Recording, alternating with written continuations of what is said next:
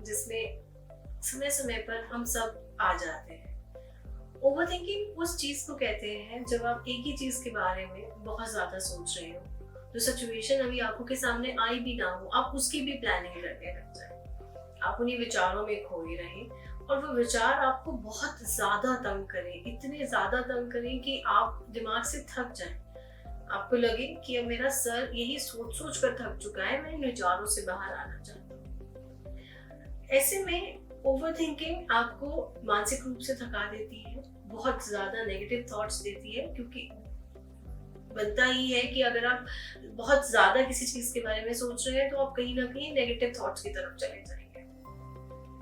Overthinking आते ही आप पहली चीज करते हैं कि आप इंटरनेट का सहारा लेते हैं और फॉर एन एग्जाम्पल आपको ओवरथिंकिंग आई कि शायद मुझे कुछ बड़ी बीमारी हो गई है या कोई भी छोटा सा सिम्टम आया, जैसे कि आपके पेट में दर्द हुआ, एक नॉर्मल दर्द भी हो सकता है, पर आप उसको लेकर इंटरनेट पर सर्च करते हैं।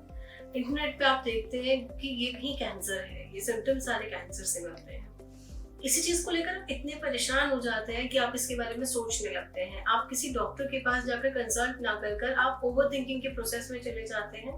इंटरनेट पे इसके बारे में और ज्यादा सोचते हैं और इससे एंजाइटी डेवलप कर लेते हैं। इस चीज को हमें ट्रीट करने के लिए सबसे पहले अपने लेवल पे इसका रैशनल निकालना पड़ेगा। आपको हमेशा जब भी ओवरथिंकिंग बहुत ज्यादा हो रही हो, आपको सबसे पहले एक चीज करनी है कि आपको ये ट्रेस आउट करना है कि आप सोच किस चीज के बारे में रहे हैं। सबसे ज्यादा जो आप पे विचार जो प्राइमरी आ रहा है वो है किस बारे में।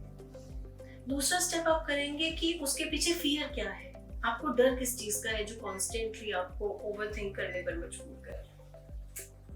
तीसरी चीज आप करेंगे कि आप इंटरनेट पर जाकर उसके बारे में पढ़ना पढ़ना बंद करेंगे, उसके बारे में ओवर रीड नहीं करेंगे। तीसरी चीज आपको करनी है कि जब आपको पॉइंट पता चल जाए कि मुझे फियर किस चीज का है या ट्रेस आउट ये कहाँ से हो रहा है, उस चीज का रैशनल निकालना है कि उस चीज की जरूरत क्या है। फॉर एन एग्जाम्पल आपको पेट में दर्द हुआ, आपने उसका एग्जाम्पल निकाला और आपने उसका रिसर्च किया और आप थोड़ा बैकग्राउंड में जाके देखा कि हो सकता है रात को आपने कुछ खराब खाया था या आपका पेट तो रात को ही खराब था, या हो सकता है आपने सुबह से कुछ ना खाया हो और आपने जाकर उसके सिम्टम्स ऑनलाइन सर्च करने शुरू करे और वो कहीं ना कहीं कैंसर आपको दिखाया, जबकि रैशनल तो ये था कि आपने शायद रात को ठीक से कुछ नहीं खाया था या ओवर ईटिंग कर ली थी या कुछ गलत खा लिया था।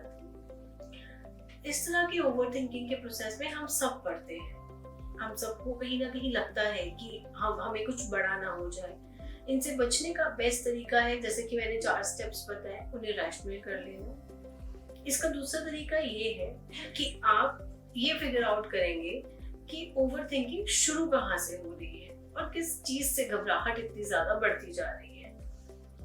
तीसरी चीज जो सबसे इम्पोर्टेंट है, अगर ये ओवरथिंकिंग आपका रैशनल निकालने से भी कंट्रोल ना हो, थॉट्स ट्रेस आउट कर उसका रैशनल निकाल के भी कंट्रोल ना हो, आपको एक मेंटल हेल्थ को कंसल्ट करना है, जो कि आपको एक प्रॉपर डायग्नोसिस देकर इस चीज से कैसे बाहर निकले इसमें मदद कर सकते हैं।